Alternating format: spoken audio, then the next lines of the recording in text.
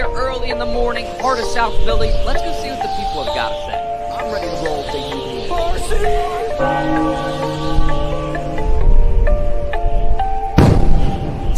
Now listen here, Dutch. Mets and the Cowboys, they suck.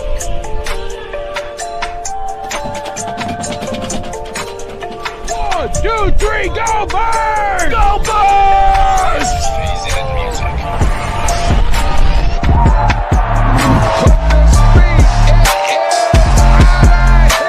Here we go, 3, 2, Birds, Geno Stinks. Go Birds!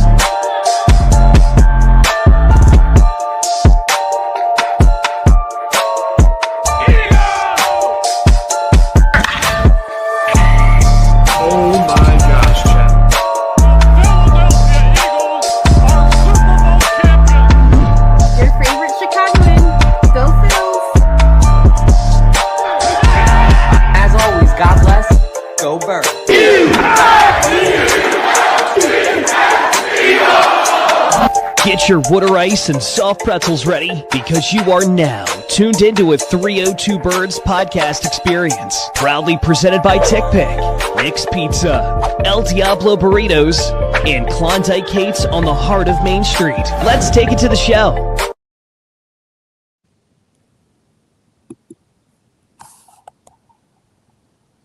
Chance, you're muted. I'm muted? Now you're good. Okay, there we go. Welcome on in, everybody. My name is Jeff Cicerone. That's Adam over there. We got the Exponential on Happy Instagram to be here. joining us. Welcome in to a special edition of the Philly Sports Pulse. We got a jam-packed episode. We got the Eagles to talk about, their draft stuff. The Sixers are going on. The Flyers advanced. The Phillies did stuff. But, you know, we got a special guest, a Dolphins fan from the prestigious, is that a word? Prestigious? Prestigious sports play-by-play sports broadcast camp. The place where everybody's favorite up and coming Philly sports fan, Jonah, who's been one of the best Phillies post-game host on the network. Ricky is also a product of that program. The Exponential is also a product of that program. So wanted to welcome him in and ready to talk some ball. So Ricky, sorry. The Exponential. Just, I don't mind. I'm good with both. Okay, we'll go by Ricky. It's wanted to. I don't have the right graphic for obviously, but wanted to get your assessment really fast of your Miami Dolphins draft. Yeah, absolutely. So the thing is, the Dolphins, they got the whole new regime. They're bringing in general manager John Eric Sullivan and new head coach Jeff Hafley, both from the Green Bay Packers organization. And both these guys value physical toughness, strength, and culture above everything else, which made them pretty solid hires in Miami to open up the rebuild in the Dolphins' new era of football. So the big needs coming in were to get Malik Willis some help. Our new quarterback took him from that same Green Bay foundation. So we needed to get him an offensive lineman. We needed to get him a linebacker, a tight end, some receivers for sure. Just we needed pretty much everything. There was holes around the roster, but John Eric Sullivan, he said when he started this draft that he was going to start with the first pick in the trenches. Dolphins' first pick, take Caden Proctor. Now, Proctor, he wasn't the top guy on the board. He's a bit of a developmental project, but some people in the GM circles really saw Caden Proctor as being the guy, potentially the best offensive lineman on the board. And then with the second first-round pick, the Dolphins took cornerback Chris Johnson. And the Dolphins, they must have just really loved what they saw from this guy because he may not have played at the same level that a lot of the other secondary members have played at. In a Power 5, he played at San Diego State. So he doesn't have that big league confidence or level yet to his game, but he's an all Mountain West defender. I mean, this guy was incredible. He had 4 interceptions last season. I mean, he's a ball hawk. He's great in space. Overall, it was a great pick. But you know what my steal of the draft was, Jesse? If you go down a little bit, just a little bit to the second round, the Dolphins snagged Jacob Rodriguez, linebacker out of Texas Tech. This guy, he's a culture setter. He's a builder. You know another Dolphins linebacker who came from Texas Tech that the Dolphins drafted a little later on? Zach Thomas. This guy is going to be great. He could be the Dolphins' next Zach Thomas, the next big leader of the defense for years to come. So overall, I think this was a really strong draft for John Eric Sullivan, building culture over just sheer talent or strength. They're trying to build a team the correct way and build that foundations down so that the Miami Dolphins can be more competitive in the future. Yeah, I mean, I would add on there exponential. I mean, getting Kyle Lewis in the fourth, I thought was huge. He is fantastic. He reminded me a lot, actually, of Zach Bond, watching him on film. And you pair him and Jacob Rodriguez together for a position that I didn't even really thought they needed a ton, because you got Jordan Brooks in that room, right? But just giving them additional depth to continue to move forward. And Chris Johnson, like you said, one of my favorite guys, a real sleeper for me. I thought he was going to land at the back of the first round. I think he could end up being the best corner in this class if he develops physically, just because the traits are there, and everybody's biggest concern was the speed, and then the guy goes out and he runs a 4.4. So, what does it even matter? So it's going to be a really – I was really in love with their draft, and I'm happy for you guys. Yeah, thank you. Appreciate it. Well, Ricky, I know you, like Adam, are a little bit of an NFL connoisseur, if you will. Don't know if you were able to watch the Eagles draft, but if you were, do you have some thoughts on that? As far as my research went, Philadelphia, their picks, you never know what they're going to do, really. And I feel like I always have this issue where Howie Roseman gets up there and he makes a pick that nobody ever sees coming. Mekhi Lemon, to me, was the surprising pick for Philadelphia. I didn't really expect them to take Mekhi Lemon. I mean, it makes sense with A.J. Brown in the rearview mirror. Sorry to bring up that sensitive subject, but Mekhi Lemon, he's really talented. He's really good. And my big question in Miami was that he didn't exactly have the culture fit. Is that he has – I heard that he didn't interview well during the combine. But if there's any place that's going to work, it's going to be Philadelphia. You guys are built tough. So I really liked Mekhi Lemon as that first-round pick, Adam, your assessment on our draft. Yeah, Jess, I thought this was a good draft. I think there's definitely a lot of position groups that were serious needs that end up being filled here. You talk about Mekhi Lemon. This is a guy who I had very high on my board, I think, not necessarily for the Eagles, but for other teams, given the traits that he had, right? He's not the prototype that you necessarily have usually as a first-round wide receiver. He's a guy who does not beat you with his athleticism. He does not beat you with his speed. He beats you by being an incredible route runner with probably the best hands in this draft. His hands are like glue. So it's a little harder to envision what his ceiling is in comparison to a guy like a Jordan Tyson, where you can see all the athletic traits, but it's not necessarily there as a route runner, where maybe that guy has a higher ceiling. But I think for what the Eagles want to do with this offense, right, which is open things up over the middle of the field, Mekhi Lemon is perfect for that. Then we move on. We get Eli Stowers. That's a guy who you can use, almost as a slot receiver. How he goes right into his, type of tight ends who are mainly receivers. Can he block at the next level? That's going to be the question. Markel Bell, fantastic swing. He has all the physical tools. Just a lot of swings in areas that are very Howie-esque with players who are going to be projects and might not come into this thing right away.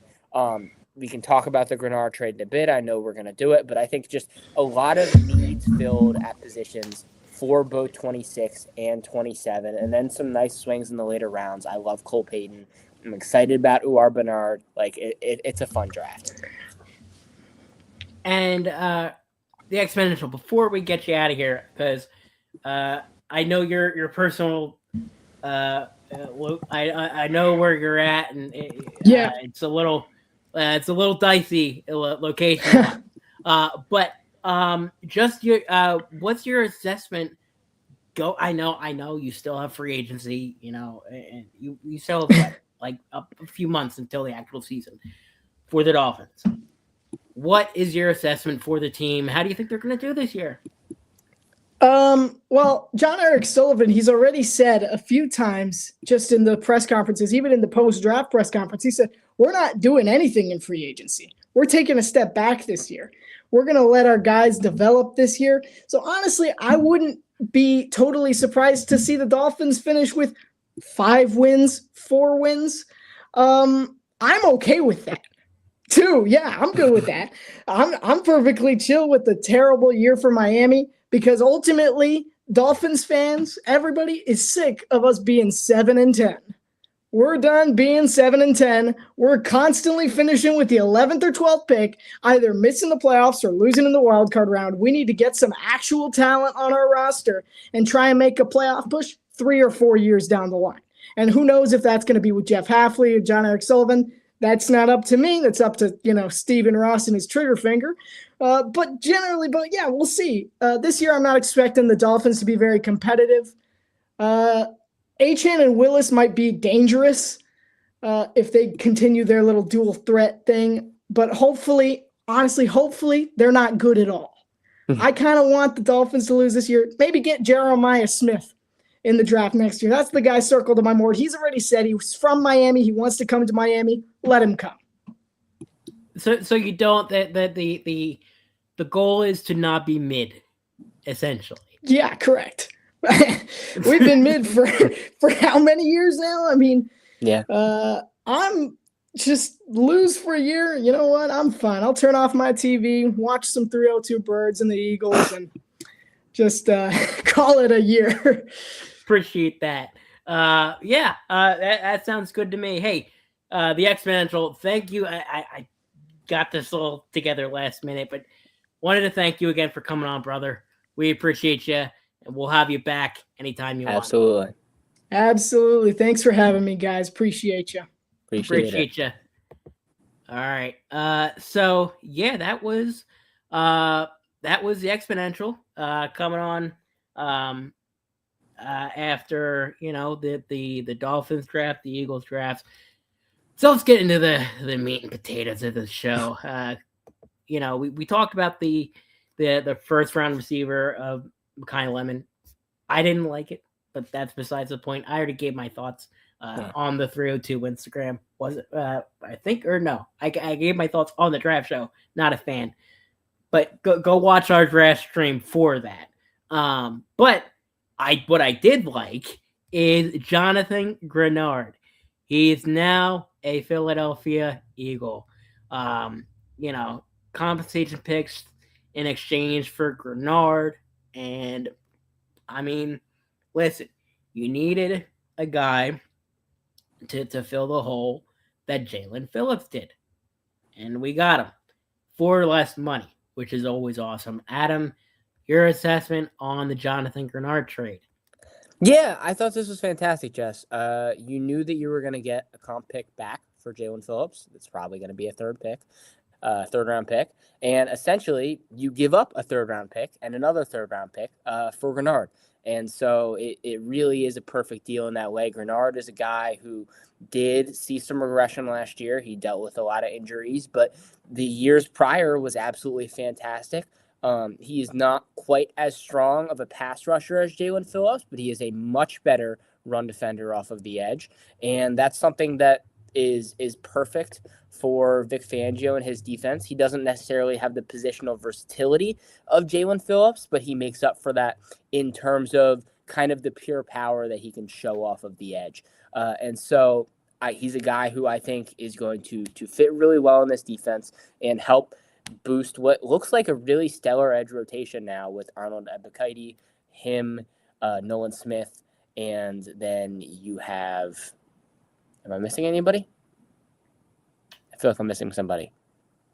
Jalen Hunt. So really, how can you forget Jalen Hunt, bro? Come on. I don't know.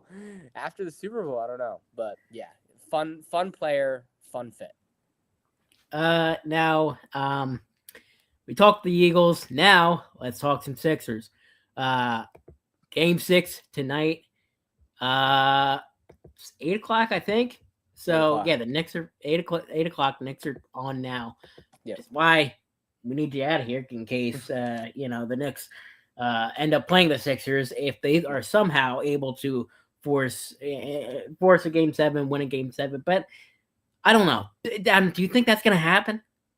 Do I think the Sixers are going to force a Game 7? Yeah.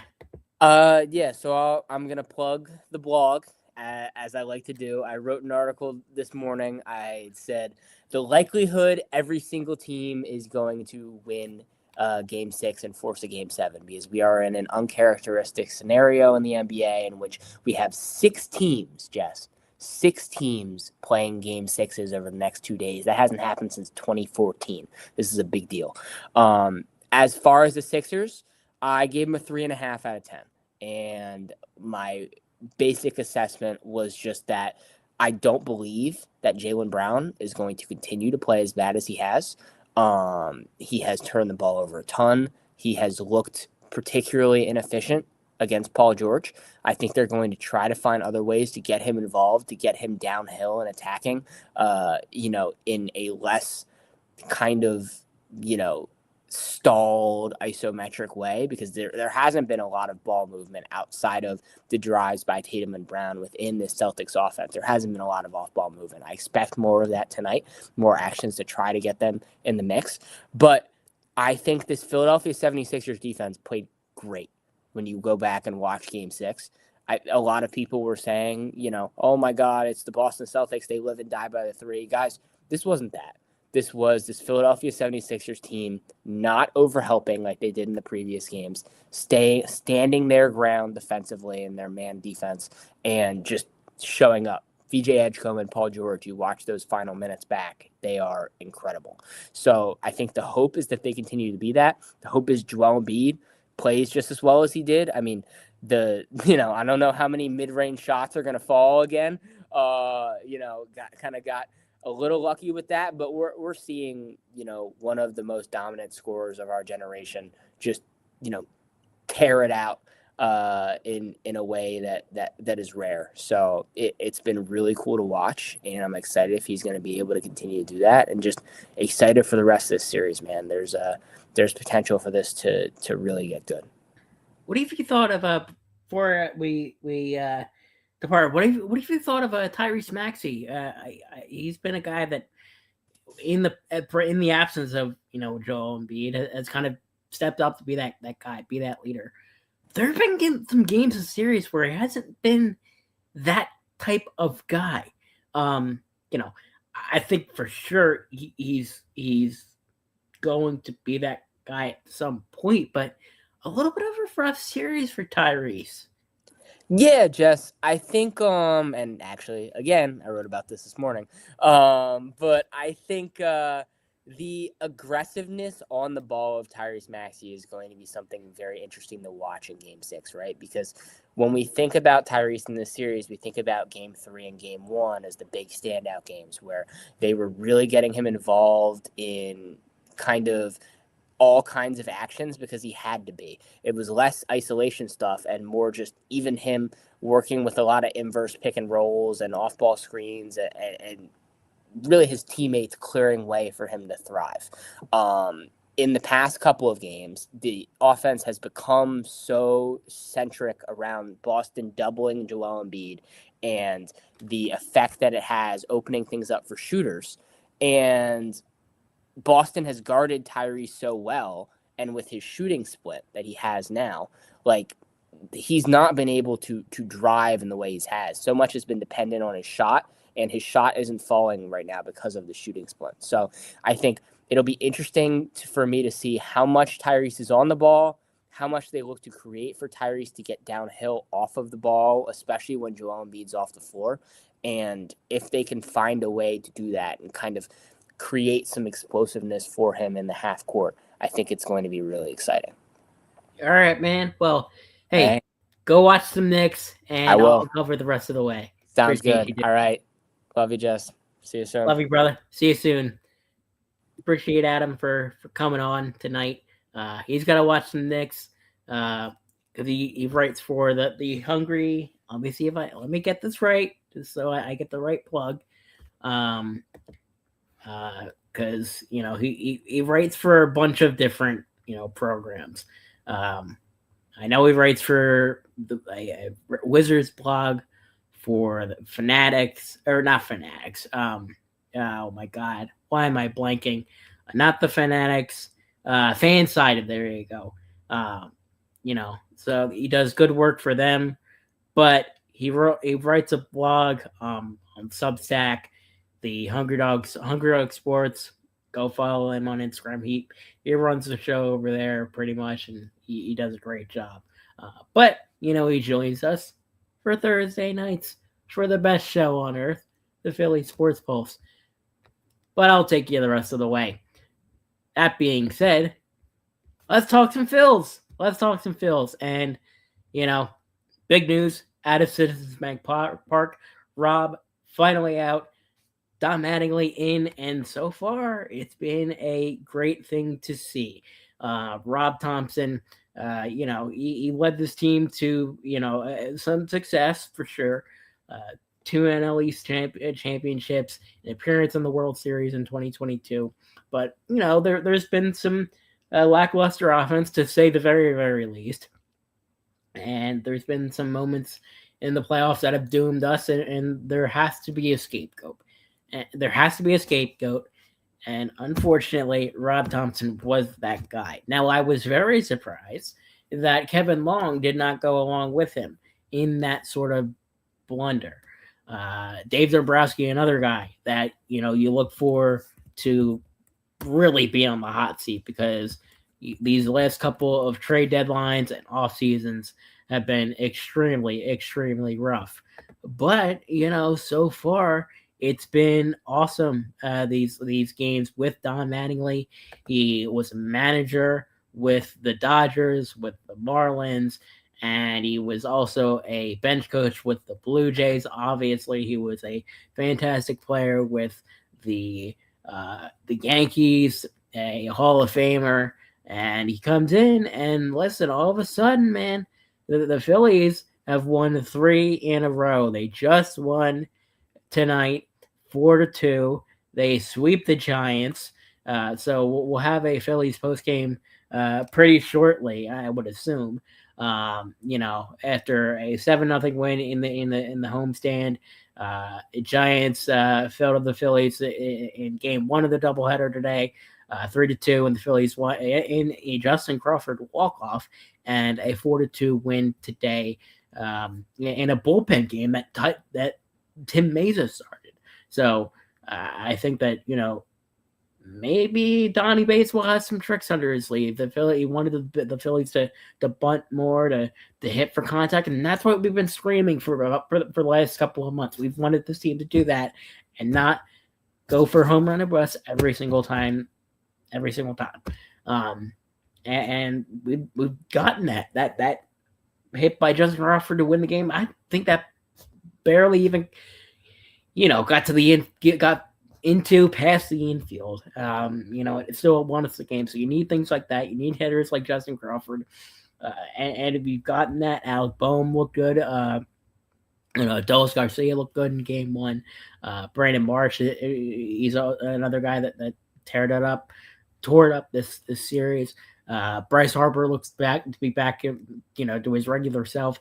He is shedding the not elite comments, which is a great thing to see. I said that, hey, listen, this is a guy that is going to take that motivation that Dave Dombrowski screwed and take it and run with it. Because we saw a few years ago against the Braves in the NLDS, I believe it was 23 or 24. He comes in, Orlando Arcia makes fun of him after he made a stupid mistake to end the game. He says, "Attaboy, Harper." And then what does Harper do the very next game? He hits 2 home runs. So, that being said, I think that Bryce Harper is going to absolutely shred it this season, the rest of the way. Right now, Harper, like I said, He's having a fantastic year, and he's still, a young. He's still at the young, ripe age of 32, 33, 34, 35, something around there. But he's hitting around 270 on the year. He's got 6 home runs, 19 RBIs, and an OBP about 400. So those to me are elite numbers, and I'll take that any day of the week. The OPS, I'm sure, is even higher, but my stat sheet does not give me those numbers for some reason. But that being said, let's run into a wall, and we'll talk some Flyers now, because the Flyers advanced. They beat the Pittsburgh Penguins in a series that got a little bit close. I won't lie. They started off 3-0, and I was a little nervous. Because they went back to Pittsburgh.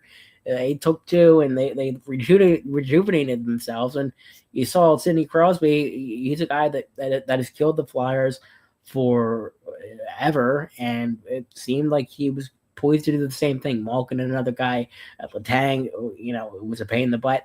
But the Philadelphia Flyers got it done in Game 6. They came back because you lose this game, then you go to Game 7. That's in Pittsburgh, and God knows what happens. But get it done in Game 6. It was a tough game. It was a very tough game until the very end. They had so many attempts, and unfortunately, for the majority of the game, they didn't really fall. Matvei Michkov had himself one heck of a game. But he got himself in great positions to get things done. And unfortunately was not able to get it to get things moving for the Philadelphia Flyers. Trevor Zegras, another guy that, unfortunately for him, didn't really turn it on in this game, but in Game 3, he looked absolutely spectacular. The power play goals were just absolutely, outstanding. And I think that, listen, hey, if you're going to win, you have to win on the power play, and they certainly did that in Game 3. He was fantastic. You want to talk about another guy that was fantastic? Dan Vladar. The whole reason that the Flyers were not, shut out, was because of Danny Vladar. He was able to suck in so many of those pucks, glove them, whatever, because the Pittsburgh Penguins, they were putting shots on net like it was nobody's business. That interior defense suffered a little bit, but again, it was such a long, grueling, arguably boring game.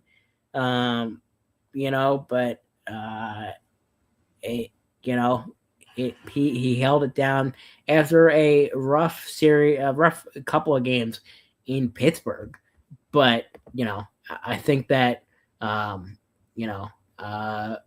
think that he got his stuff together and we got it done.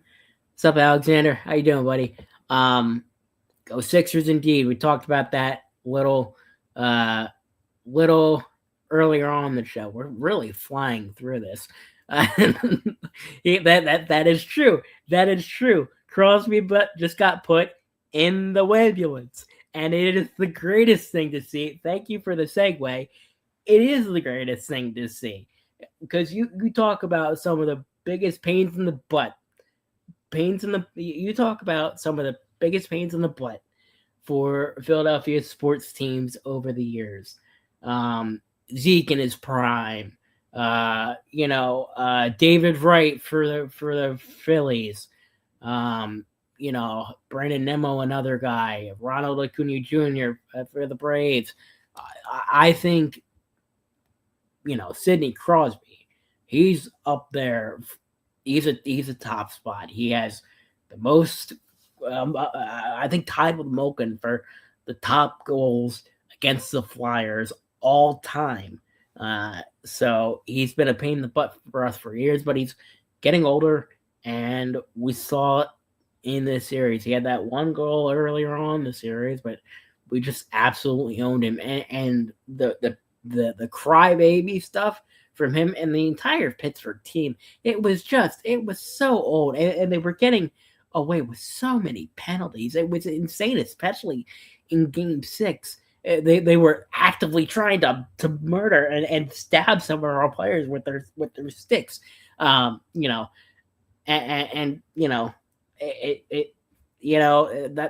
what they had to resort to. We saw the same thing in the home games earlier on in the series.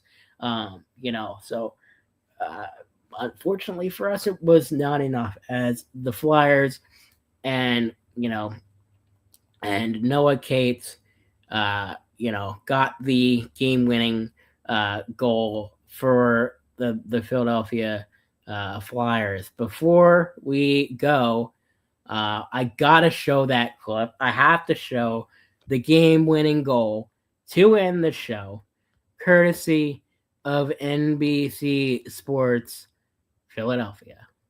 York to Michkov. Michkov back to York. York Arista.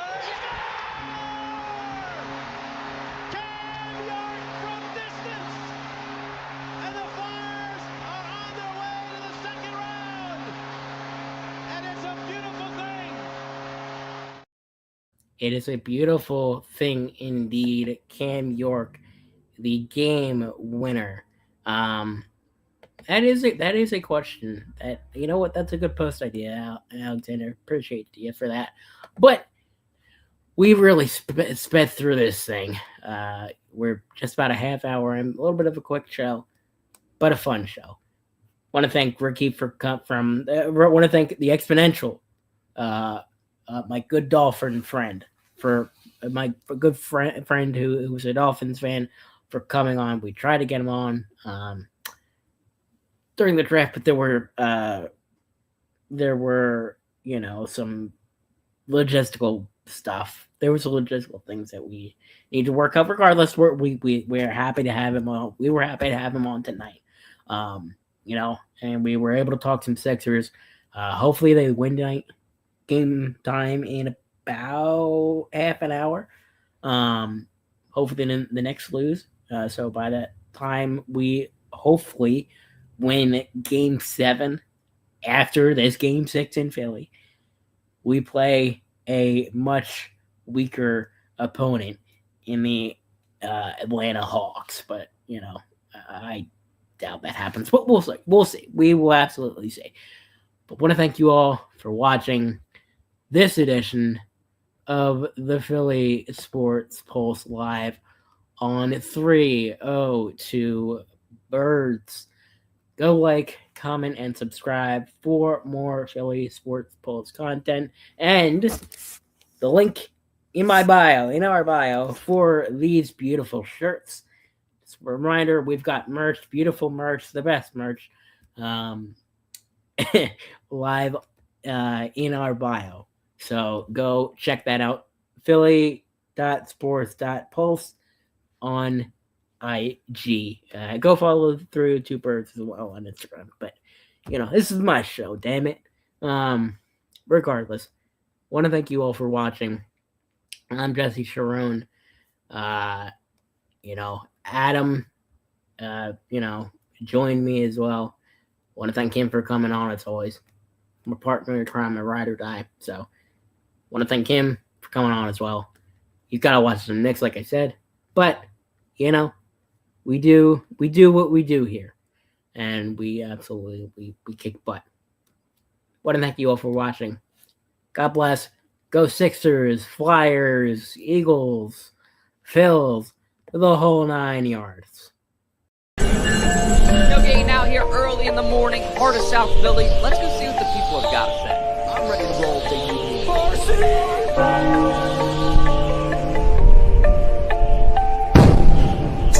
Now listen here, Dutch. The Mets and the Cowboys, they suck.